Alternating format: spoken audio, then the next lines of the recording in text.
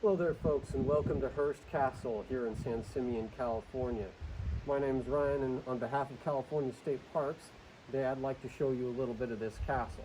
I should mention we are still closed during the pandemic, and I am also going to be wearing a mask during this video due to CDC regulations.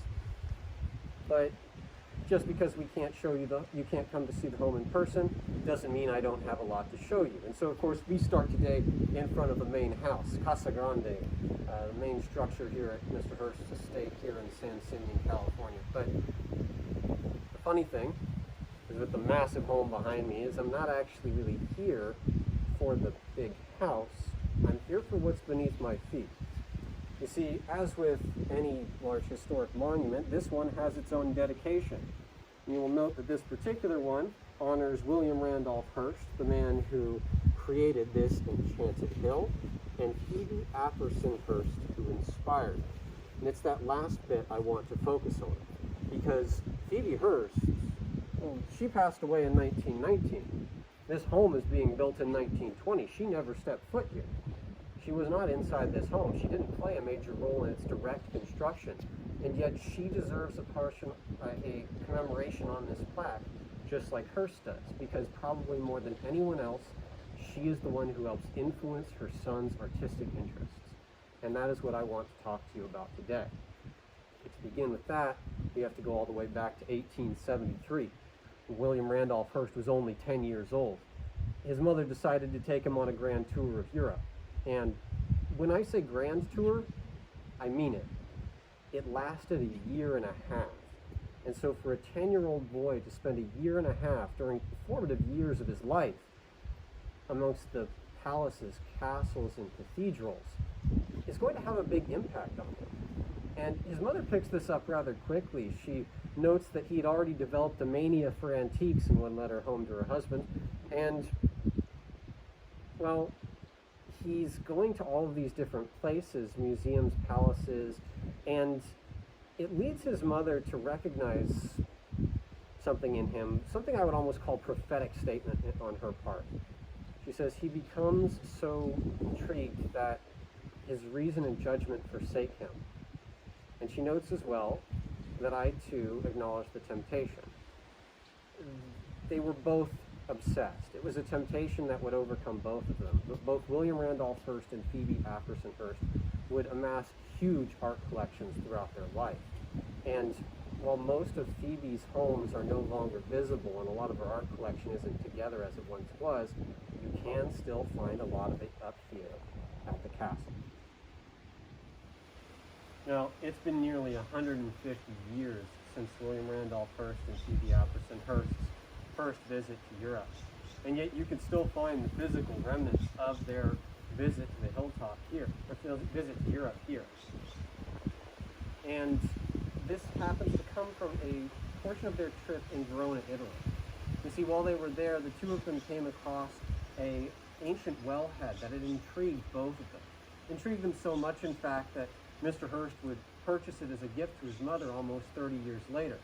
It would go to her home just outside Pleasanton, California, a home which would come to be known as the Hacienda del Pozo de Verona. And Pozo de Verona pretty much stands for the wellhead of Verona. It was the namesake of her home, and it's connected to that initial trip. It should show you just how connected they were to that and how impactful that trip was on them. Biographer Judith Robinson spoke of this as well, said that this wellhead was a symbol for their taste in similar things. And it certainly didn't stop at this wellhead.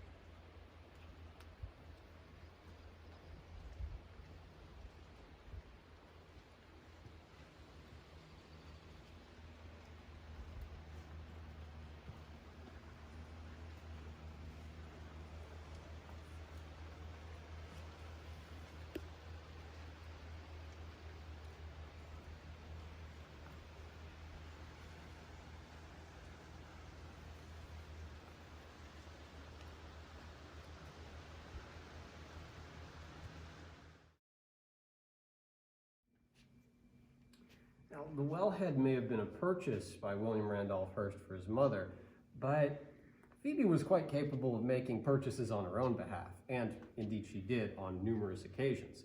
but for our purposes, probably one of the most intriguing is this lamp. Now, the lamp was made by Tiffany & Company, a company you've likely heard of, and in fact, they made this to serve as the centerpiece for their silver display at the World's Fair in Paris in 1889.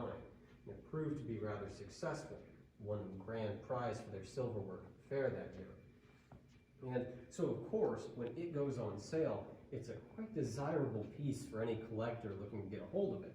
But it turns out to be Phoebe Hearst who manages to purchase it first. And, well, not only does she get a decent bit of enjoyment out of this, but when she passes away, it will be inherited by her son. Now, Mr. Hearst had no direct involvement in the purchase of this space. It was his mother's decision. But I can only assume he approved, because when Mom passes away and he inherits it, he chooses to place it here in the assembly room, one of the largest rooms here at the estate and the main gathering place for him and his guests. So it's prominently on display for all to see. And it's certainly not the only one of his mother's purchases that he keeps quite close to him.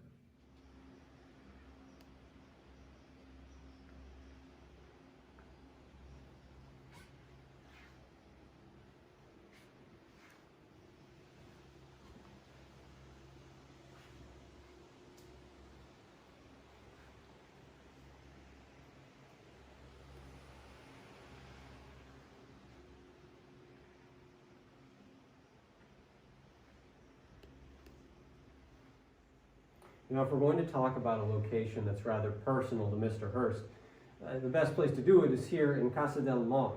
And this is one of the smaller houses here at the estate, but it was initially meant to be both William Randolph Hearst and his family's place of residence while they were here on the hilltop. And so what do we find here in his place of residence but another of his mother's purchases? This sculpture called Arcadia by Edgar Wright was purchased by Phoebe around 1900. And while she certainly took a personal interest in this work, it seems she had an interest in sharing it as well. Because in 1915, she would offer this as part of the Panama Pacific Exposition in San Francisco. And I bring that exposition up specifically because it has close connection to both William and Phoebe Hearst. You see, William heavily promoted the Panama Pacific Exposition in his newspapers, played a big role in getting it to happen. And Phoebe Apperson Hearst, aside from donating portions of her own collection to showcase, would also be named the president of the Women's Board for that event. So the two of them have this very close connection, not just in their personal interest in the arts, but also in their interest in sharing it and being a part of these sort of artistic movements. It's something that was very near and dear to both of their hearts.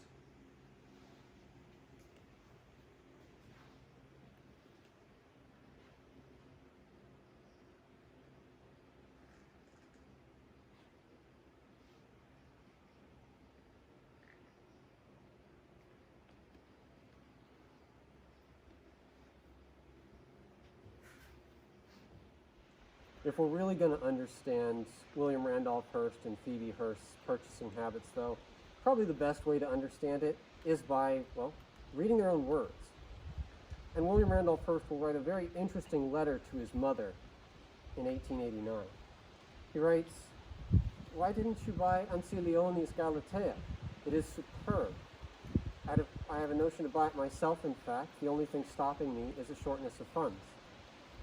Hearst was referring to the work of Leopoldo Ancilione, who had just completed a sculpture of Galatea, the sea nymph, reclining on the back of a dolphin. And, well, if you couldn't tell, it convinced Mom to buy it. Now, Mr. Hearst's suggestion to his mother to purchase Galatea may have been somewhat personally motivated, but that doesn't make his suggestion any more clever. You see, he seems to have understood his mother's tastes quite well, because Phoebe will go on to become one of Ancilione's most important patrons, commissioning numerous works from the artist, even going so far as to commission a bust of herself from the artist, which now resides at the University of California, Berkeley. Now, Phoebe and William definitely shared similar tastes, as this shows, though I should mention that the two of them also seem to share the same vices as well.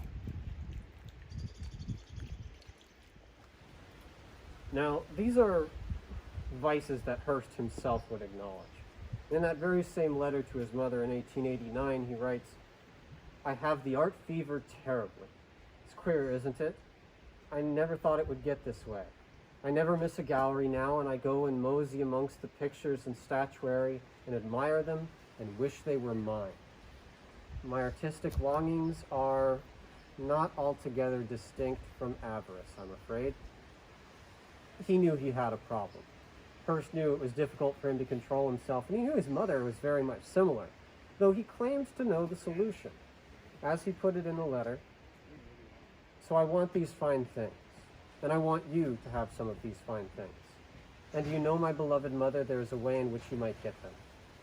If instead of buying half a dozen fairly nice things, you would wait and buy one fine thing, all would be well." He wasn't very good at taking his own advice. And to be fair, neither was his mother. They would both amass huge collections of art, ones that honestly I don't think we'll ever be able to fully comprehend just because of their sheer scale. And while it might seem like I'm criticizing them for this, I should mention that it is that sort of dogged determination to collect, their interest in the arts, that allows for the creation of a home and later museum like this one. It's very much their legacy, and I emphasize their legacy. Phoebe played such a huge role in her son's upbringing and his development in arts, and so of course she played a major role in this home as well.